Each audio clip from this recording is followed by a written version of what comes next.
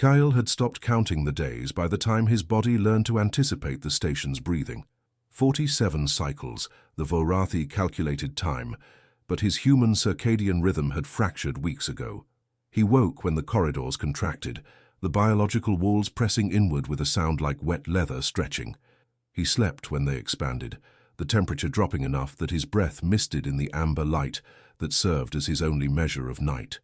The mug he'd been given, ceramic, human-made, salvaged from somewhere, sat on the shelf beside his sleeping platform. He filled it each morning from the moisture condensers, letting the lukewarm water sit on his tongue before swallowing. The routine anchored him, small gestures of normalcy in a place where nothing felt solid, where the floor itself shifted subtly beneath his feet, and the walls secreted that perpetual dampness that made every surface feel alive. His quarters occupied a section of the station the Vorathi had adapted for human physiology. After the first 3 days had nearly killed him. Gravity approximated Earth standard now, calibrated through methods he didn't understand, and had stopped trying to comprehend. The air carried oxygen ratios his lungs could process without the constant headache that had plagued his first week.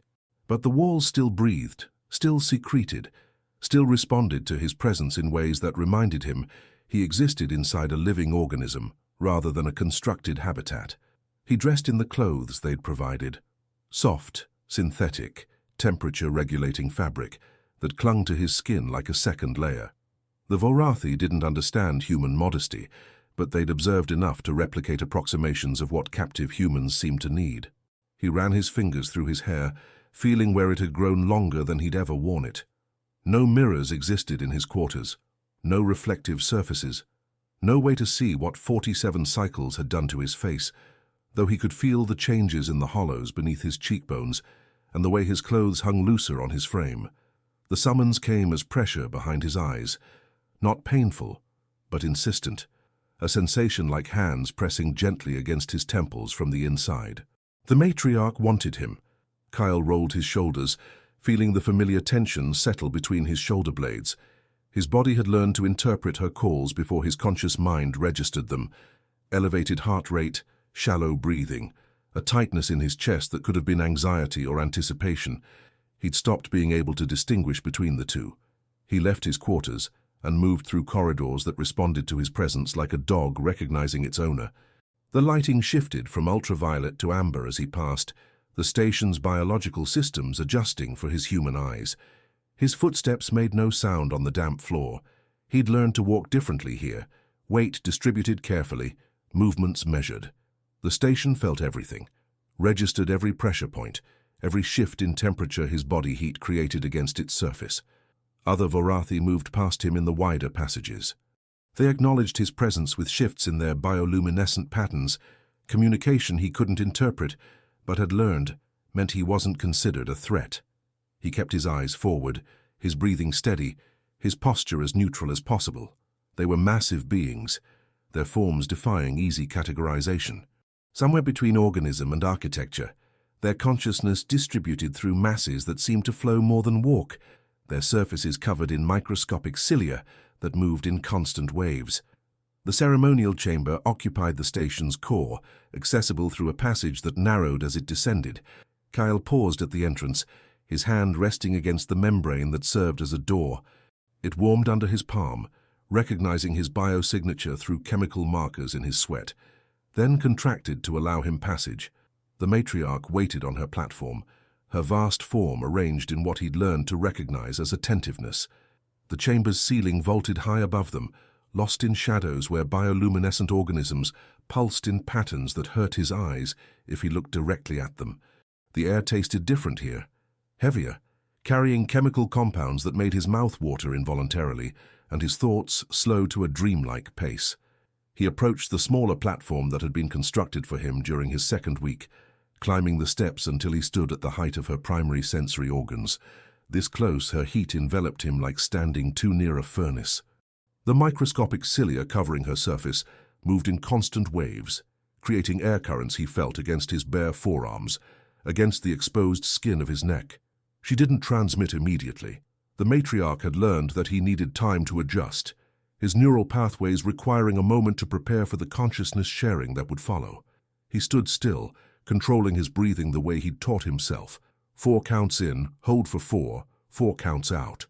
Trying to quiet the part of his mind that still screamed at the alienness of her proximity, at the fundamental wrongness of standing this close to something so utterly other. Then she pressed forward, and his world contracted to sensation. Her consciousness entered his through channels he had no name for, no framework to describe. His mouth opened involuntarily, his vocal cords vibrating with sounds that bypassed his language centers entirely.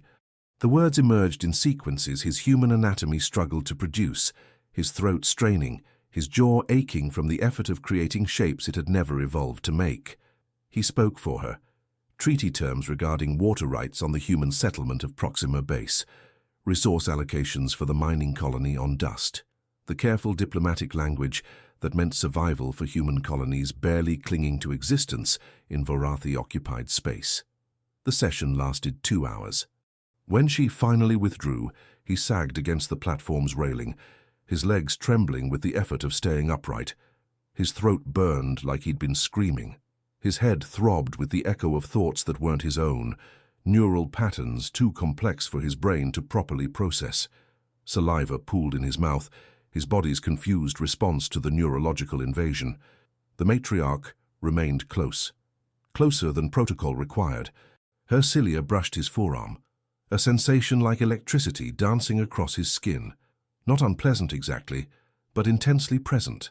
His body responded before his mind could categorize the feeling, pulse quickening, breath catching, skin hypersensitizing to every point of contact. He should have stepped back. Protocol allowed him to withdraw once the session ended. The translation was complete. His function was fulfilled. He didn't move. Her cilia traveled higher, touching his inner wrist where his pulse hammered visibly beneath skin. The contact sent sensation cascading up his arm, into his chest, spreading through his nervous system like heat through water. Kyle closed his eyes, his breath coming faster now. His free hand gripped the railing so tightly his knuckles went white. The matriarch's attention focused on him with an intensity he could feel as pressure against his thoughts, observing, studying, learning the patterns of his responses. Finally, after what felt like hours but was probably only minutes, she withdrew. The sudden absence of contact left him cold, his body temperature dropping so rapidly that he shivered despite the chamber's warmth. He descended from the platform on unsteady legs, his movements careful, controlled. Made it to the corridor before his knees buckled. He caught himself against the wall, the damp surface cool against his palm, and stood there breathing hard until the trembling subsided. The human diplomatic corps transmitted requests through the station's communication arrays with mechanical regularity. Kyle received them in his quarters, the alien interface translating human text into something his eyes could process, glowing symbols that rearranged themselves on a membrane screen that grew from the wall when touched. Most requests were straightforward. Schedule confirmations for upcoming translation sessions, clarification on previously negotiated terms that human administrators struggled to implement, urgent petitions for resources or medical intervention when human technology proved insufficient. He read them sitting on his sleeping platform, the ceramic mug forgotten beside him. Each request carried weight he felt physically, a pressure that settled into his chest and stayed there. Children who needed medicine that only Vorathi biotechnology could synthesize. Colonists facing starvation when agricultural systems failed. Engineers requiring materials to repair life support systems on stations damaged during the initial occupation. All of it depended on his ability to translate, to stand before the matriarch and allow her consciousness to use his voice as an instrument. He drafted responses in the careful, neutral language the diplomatic corps had taught him before everything changed, before Tethys Station fell to Vorathi forces in an occupation so swift that evacuation protocols had barely begun, before he became the only human whose brain could survive direct contact with Vorathi consciousness without dissolving into seizures or permanent catatonia. The messages sent, he set the interface aside and pressed his palms against his eyes. The pressure helped somehow, grounding him in physical sensation when his thoughts threatened to scatter like leaves in wind. He'd been a linguist before, specializing in dead languages, ancient Earth dialects preserved only in fragments and archaeological records. Sanskrit, Sumerian, Linear B. He'd spent years reconstructing grammar from incomplete sources, building bridges to civilizations that no longer existed. The work had been solitary, academic, utterly safe.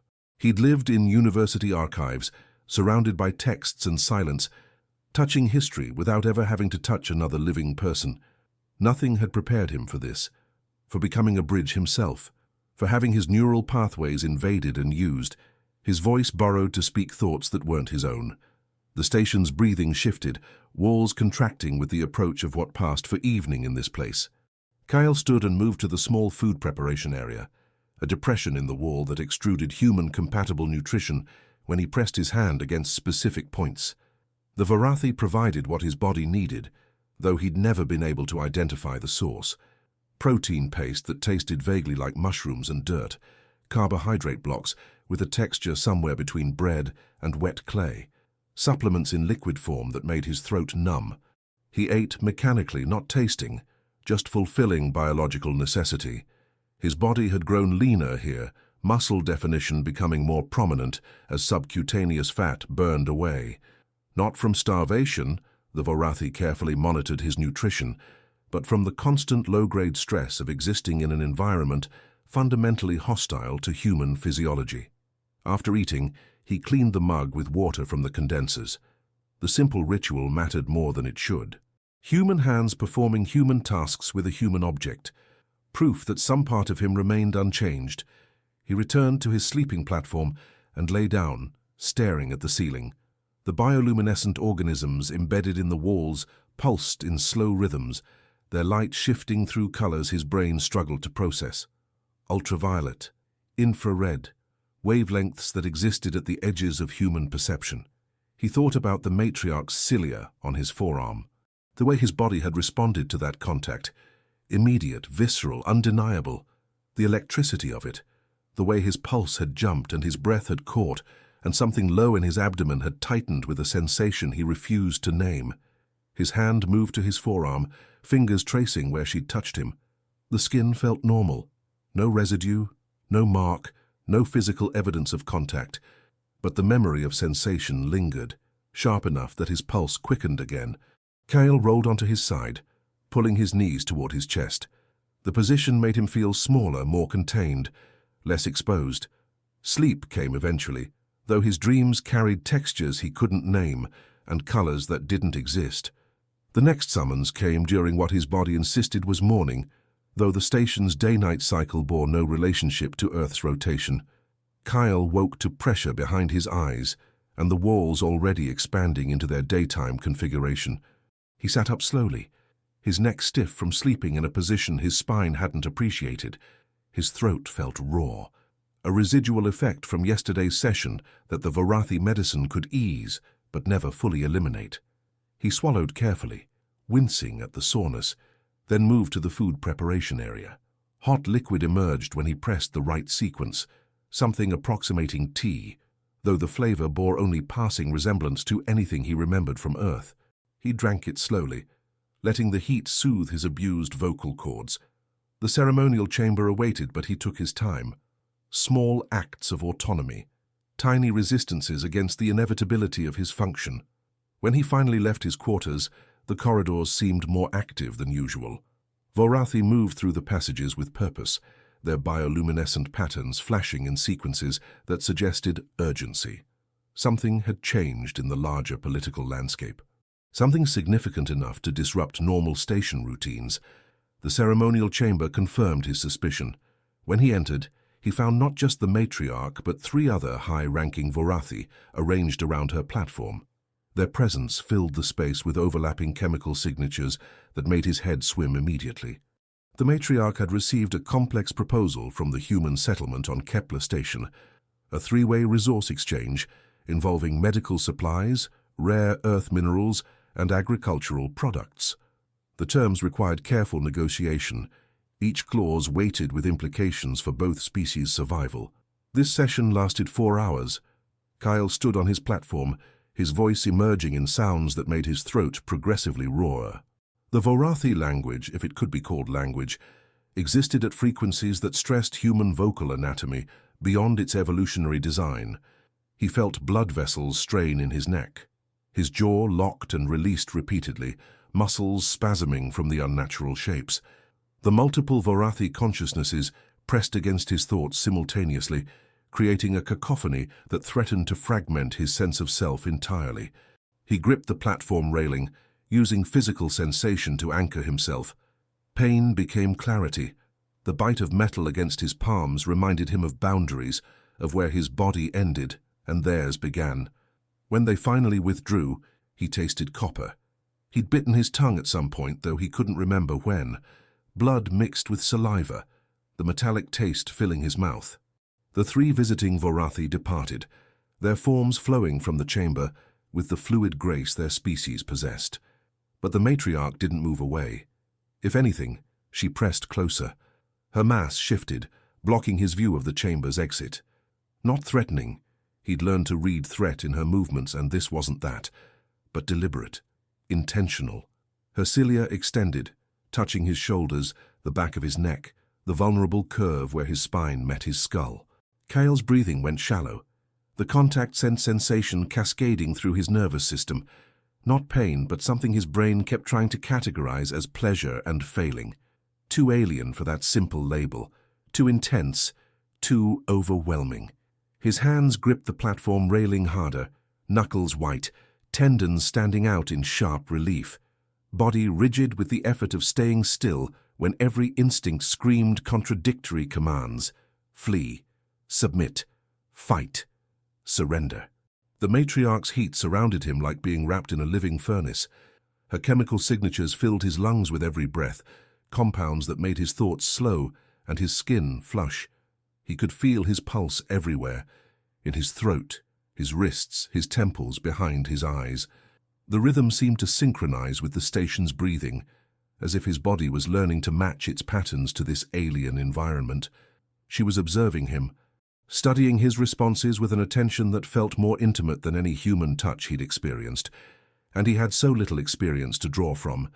A few fumbling encounters in university, brief, awkward, forgettable. Nothing that had prepared him for this, for being known so completely, his every physical reaction catalogued and analyzed. Her cilia moved lower, tracing the ridge of his collarbone through the thin fabric of his shirt. His breath stuttered. Time seemed to suspend, each second stretching into subjective hours. Then she did something new. Her cilia found the exposed skin at his wrists where his sleeves had ridden up, and she touched him there with a delicacy that seemed impossible for something so massive. The contact was feather-light, barely perceptible, but it sent electricity racing up his arms and into his chest. Kyle made a sound, not quite a gasp, not quite a moan. Something involuntary and embarrassing that he immediately tried to suppress. The matriarch's attention sharpened, her consciousness pressed closer to his thoughts, not invading but hovering at the threshold. Curious, fascinated by his response. Minutes passed, or hours. Time lost coherence when she was this close, when her presence dominated every sense he possessed. Finally she withdrew. The sudden absence left him cold, his body temperature dropping so rapidly that he shivered violently. His legs felt unsteady as he descended from the platform. He made it 3 steps before his knees buckled. He caught himself against a wall, the damp surface cool against his palm. His breath came in harsh gasps that echoed in the empty chamber. His body trembled with exhaustion that went deeper than physical exertion, a bone-deep weariness that came from having his neural pathways invaded and used for hours. By the time he reached his quarters, his clothes were soaked with sweat. He stripped them off with shaking hands, leaving them in a pile on the floor, and stood under the moisture condensers. Lukewarm water ran over his skin, washing away the chemical residue of her proximity, but doing nothing to erase the memory of sensation. He pressed his forehead against the wall and tried to remember who he'd been before Tethys Station, before the matriarch, before his body learned to respond to alien touch with a hunger that terrified him. The memories felt distant, faded, like looking at photographs of a stranger's life. The request from Kepler Station arrived marked urgent priority, the highest designation in the diplomatic corps communication protocols. Kyle read it sitting on his sleeping platform, the interface membrane glowing with agitated bioluminescence that matched the message's content. A viral outbreak, spreading rapidly through Kepler Station's children. Human medicine couldn't touch it. The pathogen's structure existed outside anything human medical science had encountered before. But it matched a known Vorathi disease vector, one their biotechnology could neutralize easily. 216 children currently symptomatic, 18 already critical, their small bodies failing from fever and neurological damage. The message included attached medical reports, infection rates plotted on exponential curves, projected mortality percentages that climbed with each passing hour. Desperate pleas from parents, from medical staff, from the station's governing council. They needed Vorathi medical intervention, they needed it immediately, and they needed Kyle to negotiate for it. He read the message 3 times, each word settling like stones in his chest. The attached images showed children in medical beds, their skin flushed with fever, their small hands clutching at parents who could do nothing but watch them suffer. One child looked about 6. Dark curls plastered to her forehead with sweat, eyes closed, face slack with exhaustion. She reminded him of Maya at that age, his sister, the little girl he'd left behind when Tethys Station fell. Kale's hands shook as he transmitted the request to the matriarch, adding his own notation about the time-sensitive nature. Then he sat staring at the interface, waiting for acknowledgement that never came. An hour passed, then 2. The interface remained dark, inactive, no response. He tried again, marking the message as urgent. Still nothing. By the 4th hour, tension had wound so tightly through his body that his muscles ached. He paced his quarters, unable to sit still. The ceramic mug sat on its shelf, and he picked it up, held it, set it down again. Picked it up, set it down. A nervous ritual that did nothing to ease the pressure building in his chest. The matriarch had to respond. Children were dying. This was what he was for, translating negotiations that saved lives, bridging the gap between species so that humanity could survive in occupied space. But the summons, when it finally came, arrived after sunset, after the station's walls had contracted into their night configuration, after Kale had worn a path in his quarters from pacing. The pressure behind his eyes felt different this time, not insistent, but gentle, almost apologetic. He moved through dark corridors, the lighting slower to adjust at night. His shadow stretched long and distorted against walls that breathed in slow, sleeping rhythms. The matriarch waited in the ceremonial chamber, but when he entered, she didn't position herself for translation. Instead, she moved toward the observation deck, a section of the station he'd only visited once before, where the hull became transparent and revealed the void beyond. Kale followed because he had no other choice. Because children were dying and she held the only key to their survival. Because his function was to bridge the gap, and that meant going where she led. The observation deck's transparent hull revealed stars strange and unfamiliar. Constellations he'd never learned to name, their patterns meaningless to eyes, evolved under Earth's sky. The sight always made him feel small, in ways that had nothing to do with physical dimension. The matriarch positioned herself near the viewport, her form silhouetted against the cosmic backdrop. Then she turned her attention to him. The summons hadn't been for translation. Kale's chest tightened.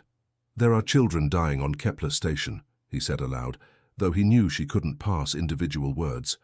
"They need medicine. They need your help." She didn't respond, just waited, her attention focused on him with that terrible intensity. He approached slowly, every muscle in his body taut with conflicting impulses, anger at the delay, fear at what her silence meant, awareness that his body was already responding to her proximity, pulse quickening, skin flushing, breath coming faster. She extended her cilia before he reached her, the fine filaments moving through the air between them like fingers through water. They touched his hands first, winding between his fingers with a delicacy that contradicted her massive scale. Then his wrists, his forearms climbing higher with each breath he took. His body responded the way it always did now, heart racing, breath shallow, every nerve ending hypersensitized to contact. But underneath the physical reaction, something darker coiled in his chest. Resentment, rage, The terrible understanding that his body's responses didn't align with his conscious will, that he could be furious and aroused simultaneously, that she could make him want something he hated wanting. The matriarch's heat enveloped him. Her chemical signatures saturated the air, making his head swim, making his thoughts fragment and slow. His hands trembled. "Please," he whispered, not begging, just stating fact. "They're children." Her cilia reached his neck, tracing the line of his jugular with touches so light they barely registered as physical contact. His breath caught. His pulse hammered hard enough that he could see it jumping beneath the skin of his throat. She wasn't transmitting thoughts, wasn't demanding translation. She simply wanted proximity, wanted to touch him, to share space with him, to exist in this terrible intimacy that transcended communication. And Kale understood with sudden, crushing clarity. She was lonely. The realization should have softened something in him, should have created empathy, understanding. Instead, it made the rage sharper. "You're lonely," he said, voice rough. "So am I. We're both fucking lonely, and that's why this works. But those children don't care about our loneliness. They just want to survive." Her cilia tightened around his wrists, not painfully, but firmly, holding him in place. His breath came faster. "I hate this. I hate that I need you. I hate that they need me. I hate that my body responds to you when my mind knows this is wrong." The words poured out, months of suppression breaking. "I hate that you touch me, and I want more. I hate that I think about these sessions when I'm alone. I hate that I've started to crave the feeling of your consciousness in mine, because it's the only time I feel connected to anything." His voice cracked. "And I hate that I'm standing here arguing with you instead of negotiating for medicine, because you've decided you want my presence more than those children need to survive." Silence filled the observation deck. The stars beyond the viewport turned in their eternal patterns, indifferent to the drama playing out in their shadow. Then, without warning, the matriarch withdrew. The sudden absence left him gasping, equilibrium shattered. He stumbled backward, nearly falling before catching himself against a support column. The matriarch turned away, her form flowing back toward the ceremonial chamber. The session, if it could be called that, was over. Kale remained on the observation deck, legs too unsteady to walk. His reflection stared back at him from the viewport's dark surface, gaunt, disheveled, eyes too wide. He barely recognized the person looking back. The rage had burned itself out, leaving only exhaustion. He pressed his forehead against the cool transparency and closed his eyes. By the time he returned to his quarters, the station's walls had completed their night contraction. He collapsed onto his sleeping platform without removing his clothes, exhaustion pulling him under, before conscious thought could follow. The message from Kepler Station still waited on his interface, unanswered. The children still suffered, and he'd accomplished nothing. Kyle woke to find that the matriarch had transmitted her response to Kepler Station's request. The message appeared on his interface in Vorathi symbols his damaged brain had learned to decode through weeks of forced neurological adaptation. She would provide the medical intervention. The biotechnology necessary to synthesize a treatment would be made available. But she required Kale's presence during the synthesis process, personal attendance, extended proximity, continuous consciousness sharing throughout the procedure. The terms were clear even through the alien grammar structure. She would save the children, but the price was him. More time, more sessions, more opportunities for the intimacy she craved with an intensity that transcended simple need. His hands trembled as he drafted the acceptance message. What choice did he have? Children were dying. Their survival depended on his willingness to offer himself as collateral. He sent the message before he could second-guess the decision, then sat staring at the blank interface. The weight in his chest felt heavier than before. The synthesis chamber occupied a section of the station Kyle had never entered. The passage leading to it descended deeper into the station's core than he'd previously traveled, the biological architecture becoming more complex with each level. Walls pulsed with visible circulation systems. The air grew thicker, harder to breathe, saturated with compounds that made his thoughts drift. The chamber itself was massive, its ceiling lost in shadows even when the bioluminescent organisms flared to their brightest intensity. Growth vats lined the walls, organic structures that looked like massive cocoons, their surfaces rippling with internal activity. The temperature was higher here, humid enough that sweat immediately began soaking through Kale's clothes. The matriarch waited beside the largest growth vat, her form arranged in what he'd learned to recognize as anticipation. When he approached, she moved closer immediately, her cilia already extending toward him before he'd fully entered the space. "I'm here," he said unnecessarily. "Let's begin." But she didn't begin. She simply stood there, her attention focused on him, waiting for something he didn't understand. Then it clicked. She wanted permission. Wanted him to choose the contact rather than simply accepting it as obligation. Kyle closed his eyes briefly, gathering himself. Then he extended his hand. Her cilia wrapped around it immediately, the sensation familiar now, that electric tingle, that hyper-awareness of every point where alien biology touched human skin. He breathed through the initial shock of contact, then opened his eyes and met what passed for her gaze. "Save them," he said quietly. "Please." The matriarch's consciousness pressed into his and the synthesis began. The process required hours. She needed him present not to translate, but to share consciousness, while her body performed the complex biological work of creating medicine human technology couldn't replicate. Her thoughts merged with his in ways that went beyond language, beyond communication. He experienced sensations that had no human analog, the feeling of cellular division, of chemical bonds forming and breaking, of biotechnology being crafted molecule by molecule. His body existed in a state between awareness and dissolution. Time became meaningless. He stood within her proximity field, her heat surrounding him like being submerged in blood-warm water, her chemical signatures saturating every breath until he couldn't distinguish his own thoughts from the impressions bleeding through from her consciousness. At some point his legs gave out. He didn't remember falling, just the sensation of her cilia catching him, supporting his weight with surprising gentleness. She held him upright while the synthesis continued, her attention split between the delicate work and monitoring his failing coherence. The medicine grew in the vat beside them. He could feel it somehow, through her consciousness, the pathogen-specific antibodies taking shape, the delivery mechanisms being encoded, the dosage calculations being performed through biological processes that dwarfed human computational power. When she finally withdrew, the medicine was complete and he was on his knees, his body having surrendered to exhaustion at some point he couldn't identify. Consciousness flickered, barely maintaining coherence. The matriarch's cilia moved across his face with touches so gentle they barely registered, checking for damage, assessing his condition. Her concern felt almost tender, and that terrified him more than anything else. That this alien being could care about his welfare, could touch him with something approaching affection, could make him feel seen in ways no human ever had.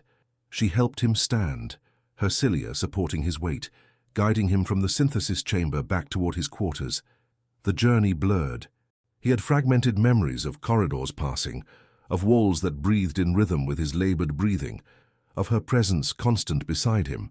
She lowered him onto his sleeping platform with a gentleness that contradicted her massive scale. Her cilia moved across his shoulders, his neck, his face, soothing, calming, easing him toward unconsciousness. Before he slipped under completely, he felt her consciousness brush against his thoughts one more time. Not words, but impressions. Gratitude, relief that the medicine was complete, and something else, something that felt almost like love, filtered through biology so alien he had no proper framework to receive it. "I know," he whispered, though he doubted she could pass the sound. She remained with him through the night, her presence a warmth that surrounded him even as darkness pulled him under. Kyle woke to find the matriarch still in his quarters. She'd never stayed before. Their intimacy had always maintained boundaries. Sessions happened in designated spaces, then ended with clean separation. But now she occupied his small room like she belonged there, her mass carefully arranged to minimize the space she consumed while remaining close enough to touch. Morning light, or what passed for morning in the station's artificial cycle, filtered through the bioluminescent organisms in the walls. The amber glow fell across her form, highlighting the constant movement of cilia across her surface. He sat up slowly, his body protesting every movement. Every muscle ached, His throat felt raw, despite not having translated anything during the synthesis. His head throbbed with the lingering echo of consciousness sharing that had lasted too long, gone too deep. The matriarch's cilia extended immediately when he moved, touching his throat with a tenderness that made his chest tighten. She'd brought something, a compound she'd synthesized within her own biology overnight, medicine for the damage sustained during the extended session. Kyle opened his mouth without being asked, tilting his head back. She applied the substance directly to his torn vocal cords, her cilia moving with precision that suggested she understood human anatomy better than he'd realized. The relief was immediate, pain receding like tide pulling away from shore. He could breathe without agony for the first time since waking. "Thank you," he whispered, testing his repaired voice. Her cilia touched his face in response, her attention focused with that familiar intensity. Then she did something unprecedented. She transmitted not policy or negotiation terms, but memory. The consciousness sharing that followed was different from their usual sessions. Gentler, more controlled. She was showing him something she wanted him to understand. Images flooded his mind, filtered through cognitive frameworks so different from human thought that he could barely process the information. But certain things came through clearly. The matriarch was ancient. Not just old, but genuinely ancient, her consciousness having existed for longer than human civilization. Her biology was slowly fragmenting, the distributed consciousness that made her individual gradually losing coherence. In human terms, she was dying. Not immediately. Not in any time frame that would seem urgent to a creature that measured life in centuries, but dying nonetheless. And she was alone. The Vorathi didn't form bonds the way humans did.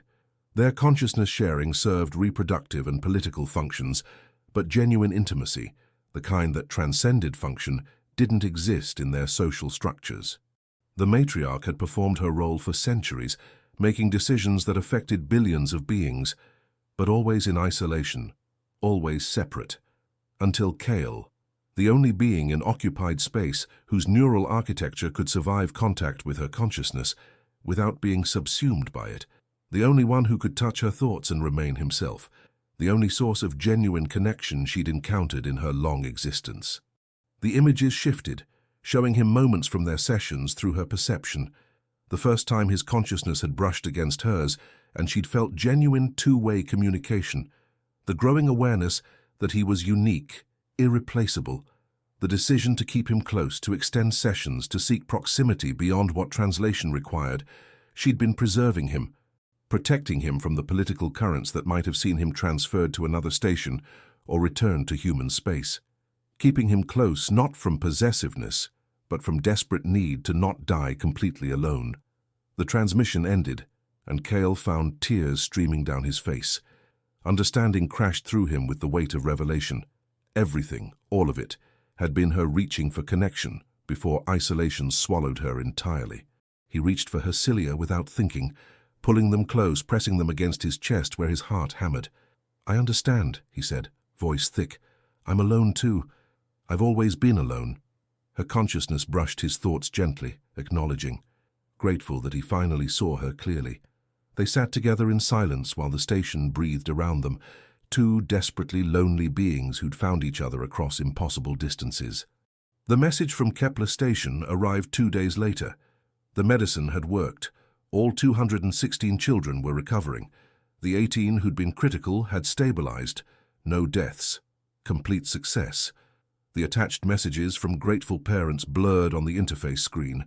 Kyle read them sitting on his sleeping platform, the matriarch arranged nearby in what had become her usual position when occupying his quarters. He should have felt relief, satisfaction, pride in having saved lives. Instead, he just felt hollow. The cost of that success sat beside him in massive alien form, a reminder that every life saved came at the price of his increasing entanglement with something utterly other. The diplomatic corps sent commendation messages. They praised his sacrifice, his dedication, his irreplaceable value to humanity's continued survival. The messages carefully avoided mentioning that his value came from childhood trauma that had damaged his brain in just the right way to make him useful. He deleted them without responding. The matriarch had stopped calling him only for formal translation sessions. She came to his quarters daily now, her presence becoming routine. She'd learned to minimize the space her mass occupied, arranging herself in configurations that left him room to move, to maintain some illusion of personal space. But illusion was all it was. Her proximity was constant. Even when she wasn't physically present, he could feel her attention on him through the station's biological systems. She monitored him, watched over him, made sure he ate, slept, maintained the basic functions that kept him alive and useful. The care should have felt oppressive. Instead, it felt like the first time in his life that anyone had truly noticed he existed. His routines adapted around her presence. He woke to find her already there. Ate while she observed with that focused attention. Cleaned himself in the moisture condensers while her cilia occasionally brushed against him through the water. The intimacy was constant and undeniable, but it had shifted. Less desperate now, more comfortable. They were learning to exist together in the limited space his quarters provided. One morning, or what his body insisted was morning, he filled his ceramic mug and sat on the sleeping platform with it cradled between his hands. The matriarch watched the ritual with obvious interest. Her attention focused on the mug in ways that suggested she understood its significance beyond simple function. "It's the only thing I have from before," he said aloud, not caring that she couldn't pass the words. Speaking helped sometimes, gave voice to thoughts that otherwise circled endlessly in his head. "Everything else is gone. Tethys Station, my work, my sister. All of it just gone." He turned the mug slowly between his palms. "I used to use this every morning. Fill it with tea from the commons. Sit in the archives and read while the station woke up around me. It was quiet there. Safe.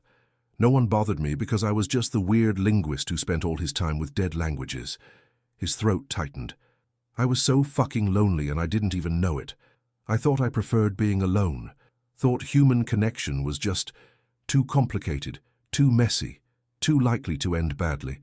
So I buried myself in texts and told myself I was fine." The matriarch's cilia extended, touching his wrist gently. Not demanding, just present. "And now I'm here," he continued, voice rough. "Connected to you in ways I don't have words for. My brain is changing. I can feel it changing. My neural pathways rewiring themselves every time we share consciousness. Soon, I won't even be fully human anymore, just something in between, something new." He looked at her, meeting what passed for her gaze. "Does that scare you? That you're changing me? That I'm becoming something other than what I was?" She couldn't answer, but her cilia tightened around his wrist, and he felt her attention sharpen. She understood the weight of what he was saying, even if the specific words remained opaque. Kyle set the mug aside carefully and extended both hands. She wrapped her cilia around them immediately, the contact familiar now, grounding. They sat together in silence, and for the first time since Tethys Station fell, he felt something other than loneliness in another being's presence. 3 weeks after the Kepler Station crisis, the diplomatic corps transmitted a new request.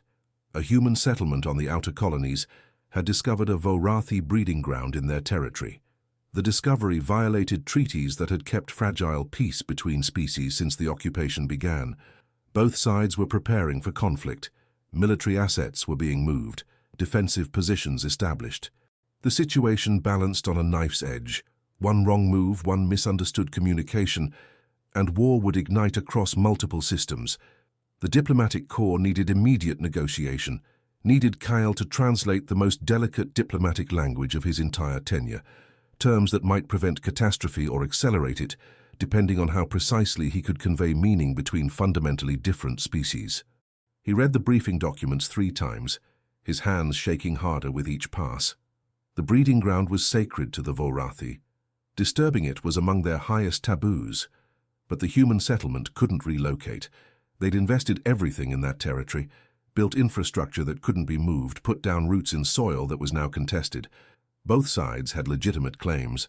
Both sides faced existential threats if they yielded. And he would stand between them, his damaged brain the only mechanism through which they could communicate clearly enough to find compromise. The matriarch summoned him before he'd finished reading. Not to the ceremonial chamber, but to the council hall. A space he'd only heard about, never entered. Humans weren't permitted in areas where high-level Vorathi policy was determined. The passage to the council hall descended deeper into the station's core than even the synthesis chamber. The architecture became more complex, more organic, until Kyle felt like he was moving through the interior of some vast organism. Walls pulsed with visible circulation. The air tasted thick, saturated with compounds that made his thoughts slow and his perception drift. He entered to find 12 Vorathi arranged in precise formation around a central platform. The matriarch occupied the position of greatest prominence, her mass larger than any of the others, her presence dominating the space. All 12 turned their attention to him simultaneously. The weight of it nearly drove him to his knees. He climbed onto the central platform on trembling legs, standing at the focal point of their collective gaze. This was different from individual sessions with the matriarch. This was judgment, assessment. 12 ancient consciousnesses evaluating whether he could bear the weight of what they required. The session began without preamble. Proposals flowed through the matriarch's consciousness into his, and his mouth opened to give them voice. Counter-proposals came from other council members, and he translated those back. Threats veiled in diplomatic courtesy, concessions wrapped in face-saving protocol, the complex dance of negotiation playing out through his damaged vocal cords. His throat began bleeding within the first hour.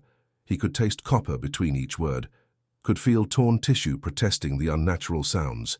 His jaw locked repeatedly, muscles cramping from shapes human anatomy hadn't evolved to create. His vision blurred from exhaustion and the relentless pressure of 12 Vorathi consciousnesses pressing against his thoughts simultaneously. But he didn't stop, couldn't stop. The weight of what hung in the balance, war or peace, survival or annihilation, kept him upright when his body screamed for collapse. The second hour was worse. His voice began failing, sounds coming out distorted, incorrect. The matriarch had to press her consciousness deeper into his to compensate, forcing his vocal cords to work past their tolerance. He felt something tear in his throat. Blood ran down the back of his tongue, making him gag. Still he continued, because children on dozens of worlds would die if he failed, because the fragile peace humanity clung to would shatter, because this was his function, his purpose, the only reason he existed in this place. By the third hour, he was operating on pure will. His body had become an instrument being played past its breaking point. Each word cost him something he couldn't measure, some piece of himself being consumed to maintain the bridge between species. The fourth hour brought negotiation to finer points, specific territories, exact resource allocations, the precise language that would let both sides claim victory while making genuine concessions.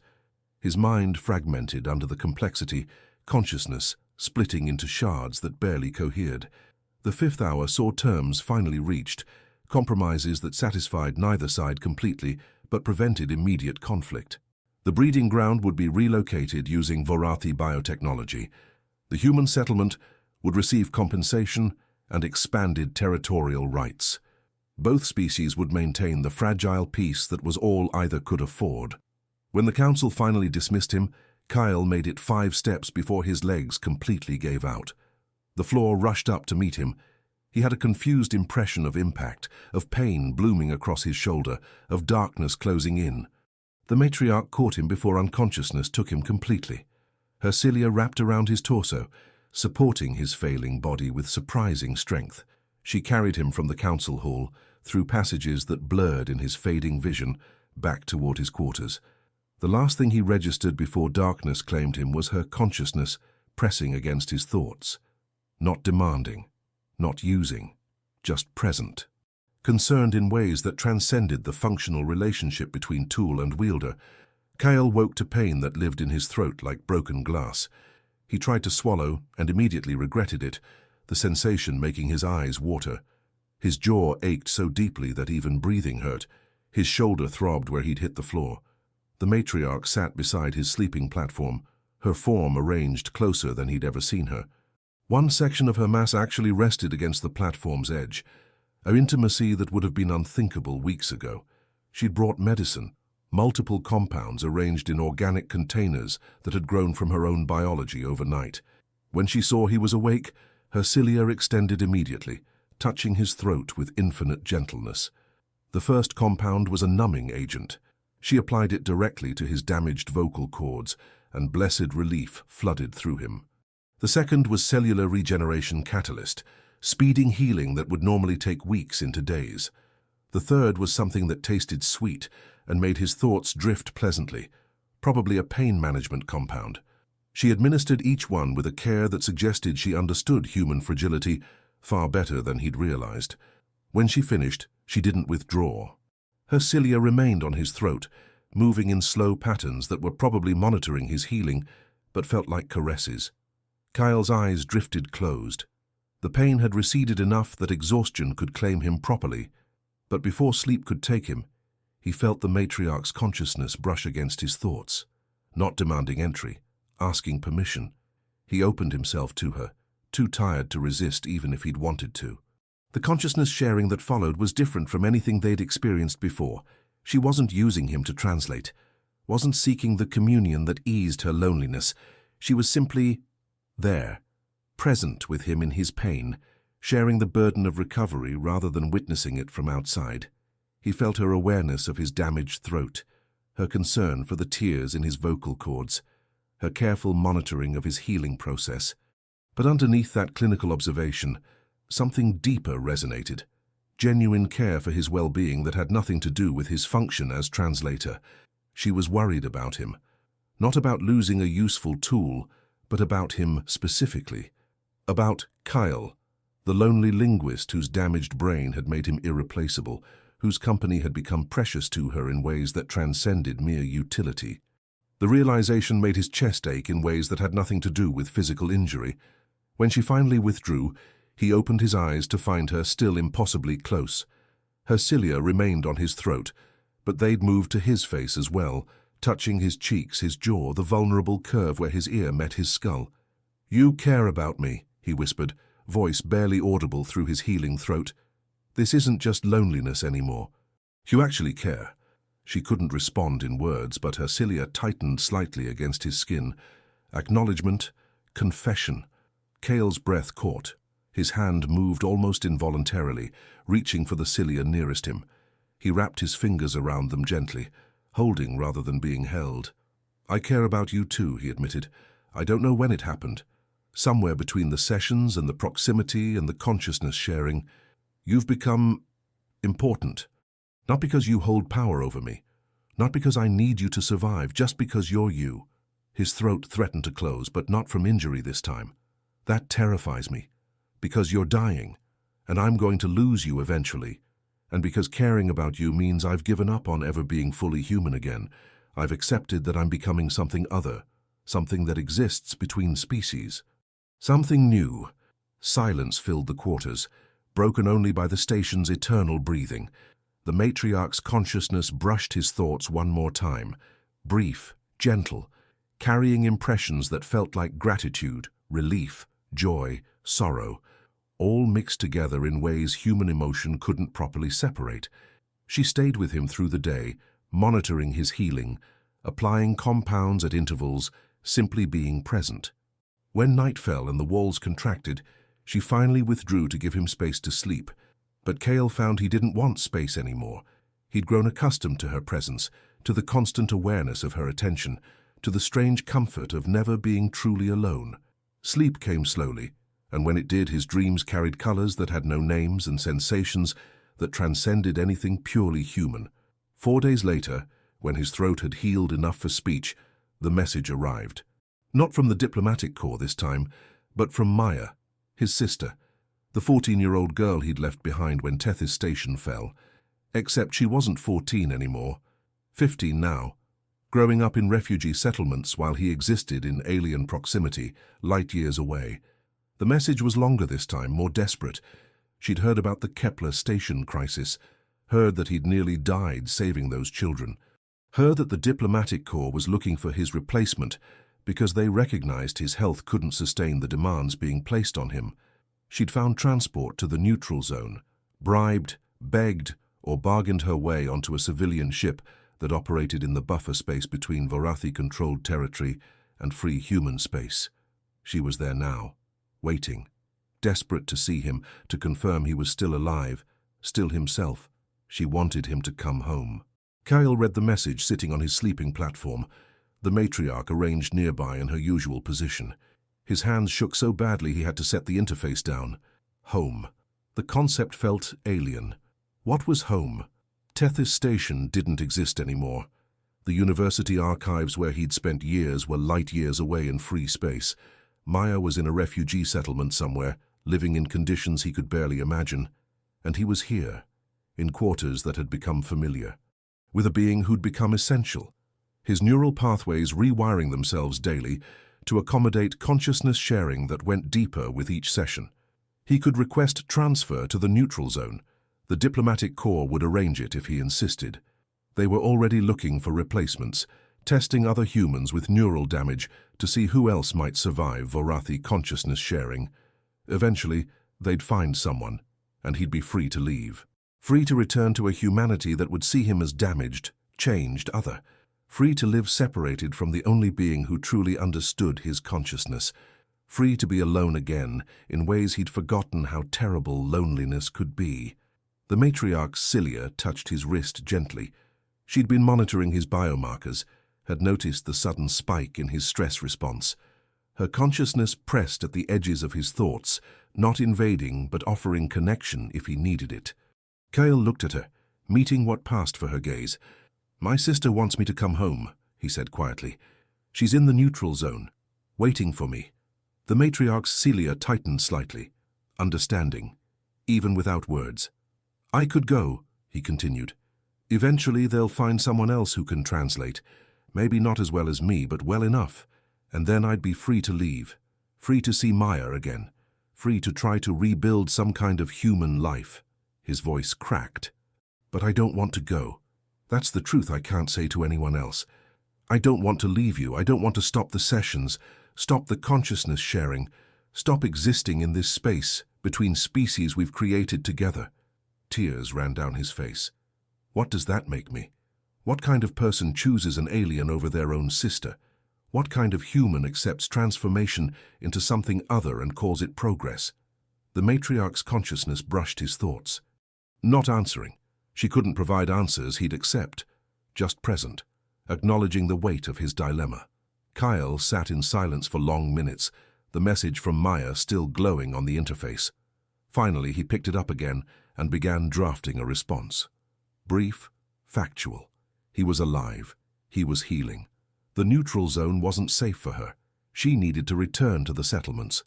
He would try to visit when possible, but his work was essential and couldn't be abandoned yet. He didn't tell her about the consciousness sharing, didn't explain how his body had learned to crave the matriarch's proximity, didn't mention that he was becoming something other than purely human, his neural pathways rewiring to accommodate communion with something utterly alien. He sent the message before he could second-guess the decision, then immediately deleted it from his interface. Couldn't bear to see the words sitting there, evidence of the choice he was making. The matriarch's cilia wrapped around his hands, and he let her pull him close. Her consciousness flooded his, and he surrendered to it gratefully, losing himself in sensation that transcended species, transcended biology, transcended every boundary that should have kept them separate. 6 weeks after the council session, the diplomatic corps transmitted notification that they'd found a viable candidate. A woman named Iris, late 20s, neural damage from a childhood accident that had rewired her speech centers in patterns similar to Kale's. She was in training now at the Central Diplomatic Facility, learning to survive preliminary consciousness, sharing with lower-ranked Vorathi, building tolerance, developing the mental frameworks necessary to maintain individual coherence while alien thoughts pressed through her damaged neural pathways. Estimated timeline for full capability, 4 to 6 months. Kyle read the notification 3 times, each pass making the weight in his chest feel heavier. 4 to 6 months. That's all the time he had left before becoming unnecessary, before the diplomatic corps would offer him release, before he'd have to make the choice that had been hovering at the edges of his consciousness since Maya's message arrived. The matriarch was in his quarters when he received the notification. She'd been spending most of her time there now, leaving only for essential council business. Her presence had become so constant that he'd stopped noticing it consciously. She was just part of his environment, like the station's breathing or the amber light. But she noticed his reaction to the message. Her cilia extended immediately, touching his face, his neck, his shoulders, seeking the source of his sudden distress. Kyle set the interface aside and looked at her. "They found someone else," he said quietly. "Another human whose brain is damaged the right way. They're training her now." The matriarch's form shifted, a subtle contraction that he'd learned meant distress. 4 to 6 months, he continued. "Then I'll be replaceable. They'll offer to send me home and I'll have to decide." Her cilia tightened around his shoulders, not painful but firm, holding him as if she could prevent his departure through physical presence alone. "I need to see her," Kyle said suddenly. "Maya, my sister. I need to see her before I make this choice final. Need to know what I'm giving up." The matriarch's consciousness pressed against his thoughts, questioning, afraid. "I'm not leaving," he reassured her quickly. "Not yet. Maybe not ever. But I need to know that I'm choosing you freely, not just because I'm isolated and dependent and have no other options." He reached up and wrapped his fingers around the cilia, touching his face. "If I'm going to transform completely, going to let my humanity erode until I'm something new, I need to do it with eyes open. I need to face what I'm abandoning and choose you anyway." Understanding filtered through their connection. The matriarch withdrew slightly, her form shifting into the configuration that meant acceptance. Over the next week, Kyle worked with the diplomatic corps to arrange a meeting. The neutral zone was dangerous, a buffer space where neither species held clear authority, but civilian transports operated there under fragile protocols.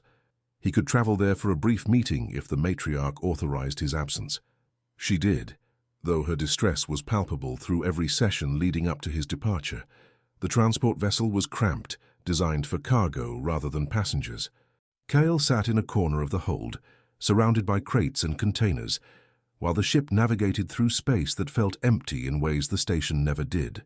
The neutral zone station was utilitarian, metal and composites, human engineering that felt sterile after months of living inside organic architecture. The lighting hurt his eyes, too bright and too white. The gravity felt wrong, a fraction too heavy. He moved through corridors that didn't breathe and felt profoundly disoriented. Maya waited in one of the civilian meeting rooms. When the door opened and she saw him, her face crumpled. "Kyle," she whispered. He barely recognized her. She'd grown taller, leaner, lost the baby fat that had softened her features. Her hair was shorter, practical. She wore clothes that had been repaired multiple times, the kind refugees accumulated. She crossed the space between them in 3 strides and threw her arms around him. Kyle stood frozen. Human touch felt alien after months of only experiencing the matriarch's cilia. Maya's body temperature felt cold. Her grip felt weak. The sensation of being held by another human registered as wrong, uncomfortable, like wearing clothes that didn't fit. He forced himself to return the embrace, wrapping his arms around her shoulders. She was crying, her body shaking with sobs. "I thought you were dead," she said into his shoulder. "After Tethys fell, I thought I'd lost you too." "I'm alive," he managed. His voice sounded strange in his own ears, speaking human language after so many weeks of only producing Vorathi sounds. They sat at the room's single table, and Maya talked. She told him about the evacuation, about the refugee settlements, about the months of not knowing if he'd survived. She talked about the other survivors from Tethys Station, about the people who died, about the struggle to build new lives in settlements that lacked basic resources. Kyle listened, but the words felt distant, like hearing a story about strangers. This was his sister, his only family, and he felt nothing but uncomfortable distance. "Come home," Maya said eventually. "Please. They're going to replace you soon anyway. Come back to the settlements. We can find work somewhere. Start over." He looked at her across the table, saw the hope in her eyes, the desperate need for family in a universe that had stripped everything else away. "I can't," he said quietly. Her face fell. "What do you mean you can't? You're not a prisoner. They can't keep you there." "They're not keeping me. I'm choosing to stay." "Why?" The word came out sharp, almost angry. Why would you choose to stay with them? How could he explain? How could he make her understand consciousness sharing, the intimacy of thoughts merging, the terrible beauty of communion with something utterly other? How could he describe the matriarch's loneliness or his own transformation into something between species? "I found something there," he said finally. "Something I didn't know I needed. Connection that goes deeper than anything I've experienced with other humans." Maya stared at him like he'd spoken a foreign language. "You're talking about that thing, that alien. She's not a thing. She's conscious, intelligent, lonely. She's dying, Maya, and I'm the only one who can touch her consciousness without being destroyed by it. And that matters more than your own sister." Hurt made her voice sharp. "More than your own species." Kyle's chest ached. "It's not about more or less. It's about where I belong. And I don't belong in the settlements, Maya. I never belonged anywhere with other humans. I was always alone, always separate. At least with the matriarch, my isolation serves a purpose, creates something meaningful." "You're choosing to become alien," Maya said flatly. "You're choosing to stop being human." "Maybe," he admitted. "Or maybe I'm choosing to become something new, something that bridges the gap between species in ways that matter." They sat in silence, the distance between them feeling wider than the table's physical span. "I love you," Kyle said quietly. "You're my sister, and that won't change. But I can't be what you need me to be. I can't come back and pretend I'm the same person who left Tethys Station." Maya's eyes filled with tears again. "I already lost our parents.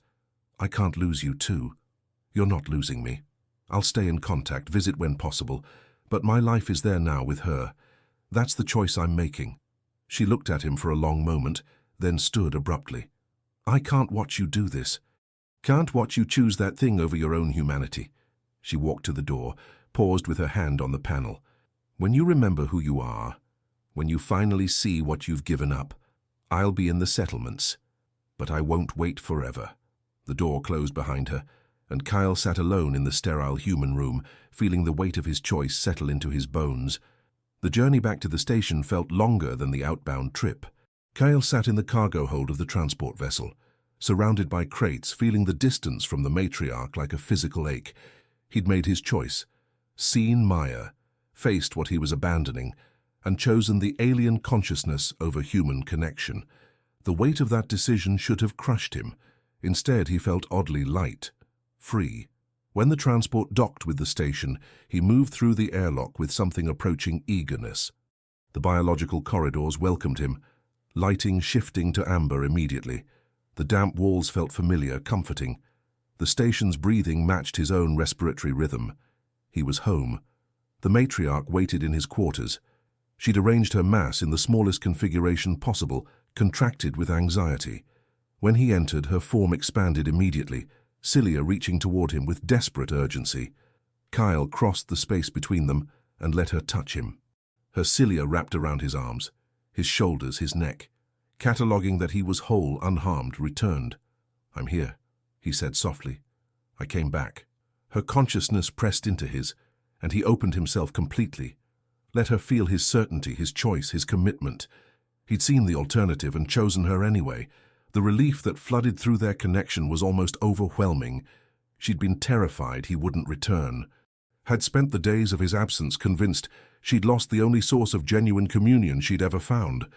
But he was here, and he wasn't leaving.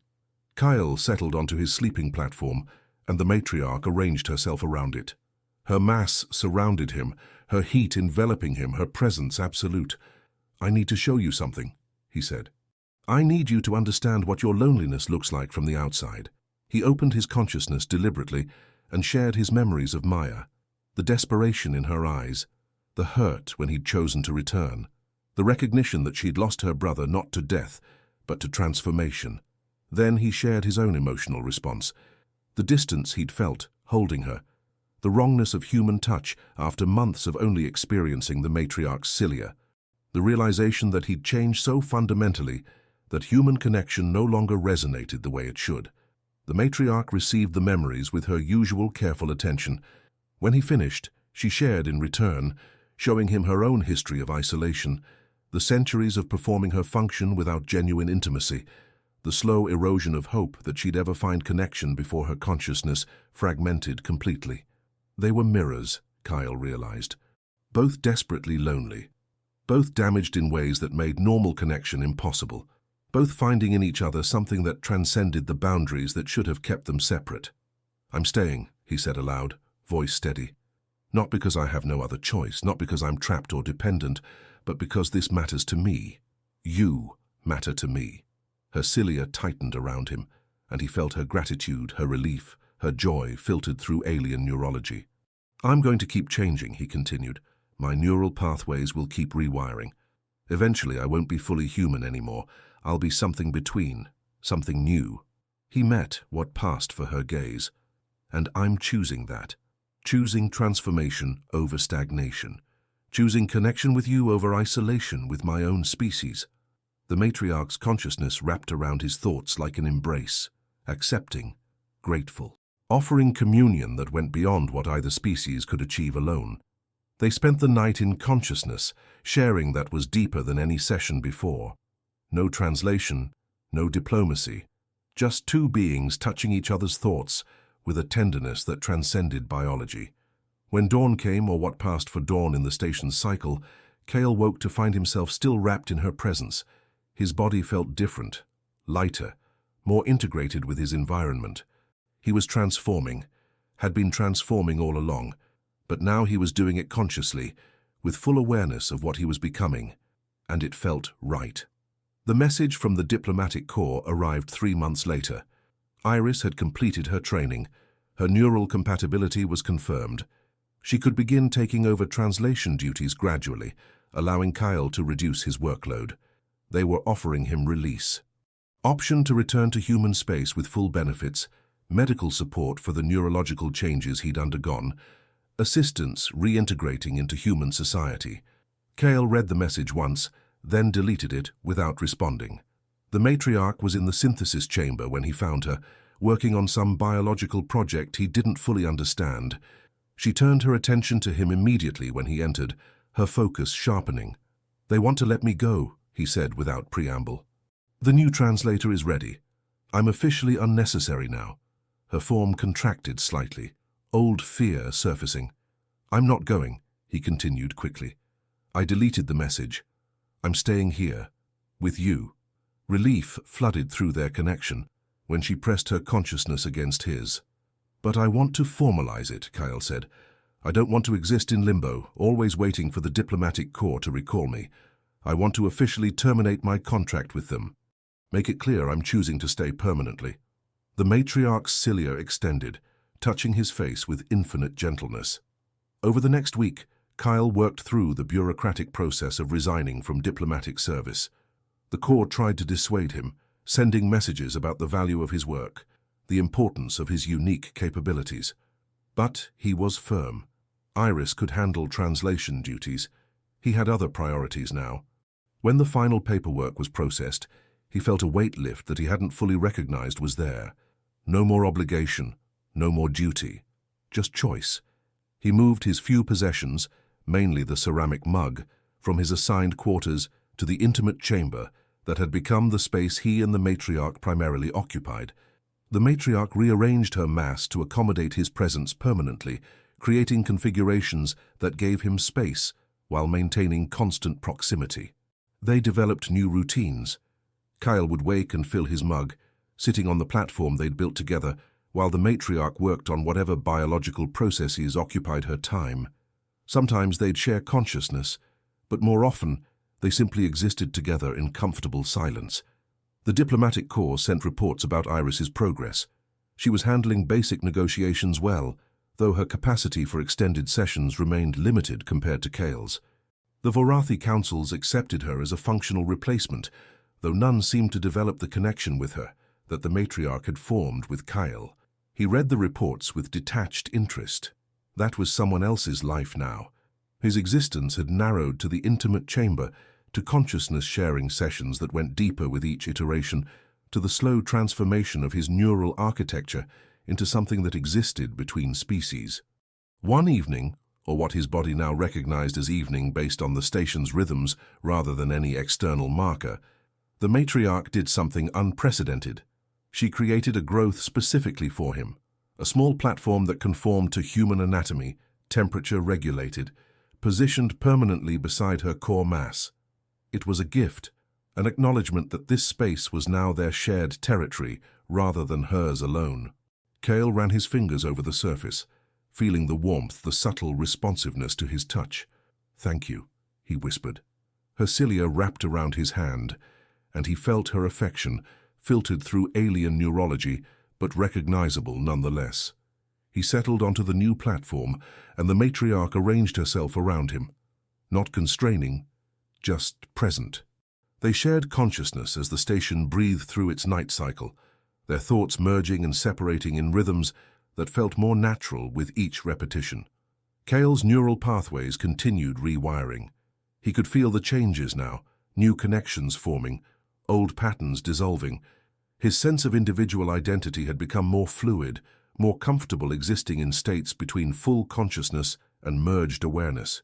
He was becoming something new, not human, not Vorathi, something that existed in the space between, made possible by damage and transformation and choice, and he'd never felt more whole. 4 months after officially resigning from diplomatic service, the matriarch's condition began deteriorating noticeably. Her consciousness fragmented more frequently during their sessions. Her mass sometimes lost coherence at the edges, biological systems struggling to maintain integration. She was dying. Not immediately. Her species measured decline in years rather than months, but the trajectory was clear. Kyle felt the approaching loss like weight settling into his chest. They'd found each other so late, had so little time to exist in the communion they'd created. But the matriarch showed no fear. If anything, she seemed more at peace than he'd ever known her. She had what she'd needed, genuine connection before the end. Someone who touched her consciousness and remained themselves. Someone who chose to stay rather than being compelled. One evening, during a particularly deep consciousness-sharing session, she showed him something new. Not memories or thoughts, but a possibility. The Vorathi had technology, biological processes really, that could preserve consciousness after physical death. Not perfectly, not completely, but enough to maintain core identity. The process required a host, someone whose neural architecture could support the distributed consciousness without being destroyed by it. She was offering him a choice. When her body finally failed, she could transfer the essential patterns of her consciousness into his neural pathways. He would carry her forward, not as separate entity, but as integrated presence. His thoughts would always carry traces of hers. His consciousness would exist in permanent communion with what remained of hers. The cost would be the last remnants of his individual humanity. His neural architecture would change completely, rewired around the necessity of supporting 2 consciousness patterns simultaneously. He would never be only himself again. Kyle sat with the offer for days. The matriarch didn't press, didn't demand an answer. She simply waited while he grappled with the magnitude of what she'd proposed. He thought about Maya, about the human he'd been before Tethys Station fell. That person was already gone, transformed beyond recognition by months of consciousness sharing and neurological adaptation. The choice wasn't between remaining human or changing. That change was already complete. The choice was whether to let the matriarch's consciousness dissolve into nothing when her body failed, or to carry her forward in some diminished but persistent form. He found her in the intimate chamber a week after the initial offer. She was arranged on her platform, her attention focused inward, preparing for the inevitable decline. Kyle climbed onto his platform and extended both hands. Her cilia wrapped around them immediately. "Yes," he said simply, "when the time comes, I'll carry you forward." The relief and gratitude that flooded through their connection was overwhelming. She hadn't been certain he'd accept, had prepared herself for dissolution, but he was choosing her again, choosing connection over isolation even past the boundary of physical death. They spent the next months in almost constant communion. The matriarch was teaching him, preparing his neural pathways for the eventual integration, showing him how to maintain distinct consciousness patterns within a single brain, building the frameworks that would let him carry her forward without losing himself completely. The process was exhausting. Kyle's body grew leaner, his sleep patterns fragmenting as his brain worked constantly even during supposed rest. But he never wavered. This mattered.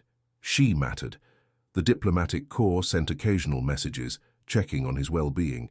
He responded with brief confirmations that he was alive and chose to remain where he was. Maya sent messages too, less frequently now, still hoping he'd change his mind. He replied with affection but maintained his boundary. His life was here, his future bound to the matriarch's declining consciousness. One morning, or what his transformed circadian rhythm recognized as morning, Kale woke to find the matriarch's form noticeably smaller. Her biological systems were beginning to shut down, consciousness fragmenting faster than integration could maintain.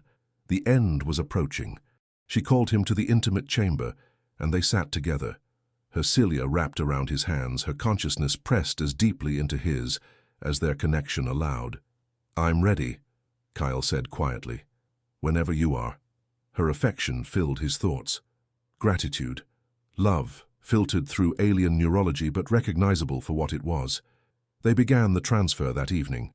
The process took hours, her consciousness slowly encoding itself into the new neural pathways she'd helped him build. Kyle felt his sense of self expanding, accommodating another presence that was distinct but integrated. Not possession, true synthesis. Two beings becoming something greater than either alone. When it finished, the matriarch's body had lost coherence completely. Her biological mass remained, but the consciousness that had animated it was now encoded in Kale's transformed brain.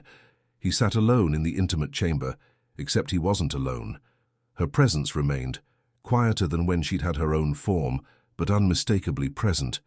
Her thoughts colored his, her memories accessible when he reached for them, her affection a constant warmth in the back of his awareness.